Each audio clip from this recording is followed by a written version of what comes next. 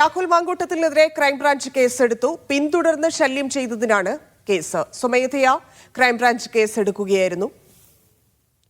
ഷിജോ കുര്യൻ ചേരുന്നു. ഷിജോ, ഏതൊക്കെ വകുപ്പുകളിലാണ് ഇനി എന്ത് നടപടി? ധന്യ, രാഹുൽ മാങ്കൂട്ടത്തിൽ MLA-ക്കെതിരെ ക്രൈംബ്രാഞ്ചാണ് കേസെടുത്തിരിക്കുന്നത്.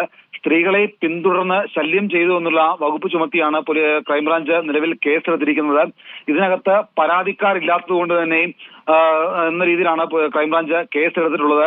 ഇന്ന് മുഖ്യമന്ത്രിയുടെ വാർത്താ സമ്മേളനത്തിന് പിന്നാലെ സ്വാഭാവികമായിട്ടുള്ള നടപടി പോലീസിന്റെ ഭാഗത്തു നിന്ന് ഉണ്ടാകും എന്ന് പറഞ്ഞ് മണിക്കൂറുകൾ തികയും മുമ്പാണ് പോലീസ് തലപ്പത്ത് രാഹുൽ മാങ്കൂട്ടത്തിനെതിരെ കേസെടുക്കുന്നതുമായി ബന്ധപ്പെട്ടുള്ള കൂടിയാലോചനകൾ സംസ്ഥാന പോലീസ് മേധാവിയുടെ അധ്യക്ഷതയിൽ തന്നെ നടന്നത്.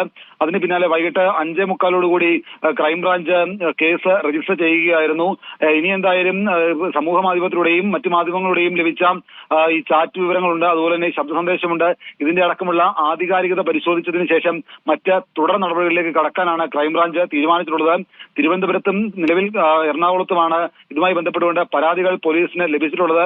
അങ്ങനെയെങ്കിൽ തിരുവനന്തപുരം, കൊച്ചി ക്രൈംബ്രാഞ്ച് യൂണിറ്റുകൾക്ക് ഈ കേസ് വീതിച്ചു കൊടുത്തുകൊണ്ട് അന്വേഷണം ആ രീതിയിൽ മുന്നോട്ട് കൊണ്ടുപോകാനായിരിക്കും ക്രൈംബ്രാഞ്ച് തീരുമാനിക്കുക. എന്തായാലും പരാതിക്കാരില്ലാത്തതുകൊണ്ട് സ്വമേധയാണ് ക്രൈംബ്രാഞ്ച് കേസെടുത്തിരിക്കുന്നത്.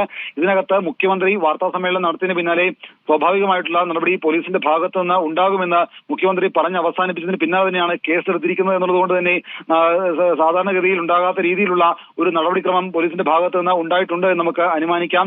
ഇതിനകത്ത് എടുത്തു കാണേണ്ടത് പരാതിക്കാരില്ലാത്തതുകൊണ്ട് തന്നെ ലഭ്യമായിട്ടുള്ള നിലവിൽ മാധ്യമങ്ങളുടെയും മറ്റ് സമൂഹ മാധ്യമങ്ങളുടെയും ലഭ്യമായിട്ടുള്ള വിവരങ്ങൾ ശേഖരിച്ചുകൊണ്ട് പ്രാഥമികമായിട്ടുള്ള അന്വേഷണമായിരിക്കും ക്രൈംബ്രാഞ്ച് നടത്തുക. നിലവിൽ എന്തായാലും ഇതിനകത്ത് FIR ഇട്ടാൽ പോലും ജാമ്യം ലഭിക്കാവുന്ന വകുപ്പുകളായിരിക്കും രേഖപ്പെടുത്തുക. അതിന് പിന്നാലെ മറ്റ് തുടർ നടപടികൾ ഏത് രീതിയിലായിരിക്കും എന്നുള്ളതിനെ കുറിച്ച് ക്രൈംബ്രാഞ്ച് കൂടുതൽ വിവരങ്ങൾ പങ്കുവെക്കുന്നില്ല.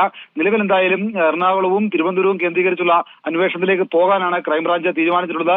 ഇതേക്കുറിച്ച് ഈ ഒരു ഘട്ടത്തിൽ ക്രൈംബ്രാഞ്ച് കൂടുതൽ വിവരങ്ങൾ പങ്കുവെക്കുന്നില്ല. എന്തായാലും ക്രൈംബ്രാഞ്ച് കേസെടുത്തിട്ടുണ്ട്. പരാതിക്കാരില്ലാത്തതുകൊണ്ട് സ്വമേധയാണ് കേസെടുത്തിരിക്കുന്നത്. സ്ത്രീകളെ പിന്തുടർന്ന് ശല്യം ചെയ്തു എന്നുള്ള വകുപ്പ് നിലവിൽ ചുമത്തിയിട്ടുണ്ട്. ഇതിനകത്ത് ഏത് രീതിയിലായിരിക്കും അന്വേഷണം എന്നുള്ളത് വരും ദിവസങ്ങളിലാണ് നമ്മൾ കണ്ടറിയേണ്ടത്. ധന്യ. ഷിജോ കുര്യനാണ് വിശദാംശങ്ങൾ നൽകിയത്.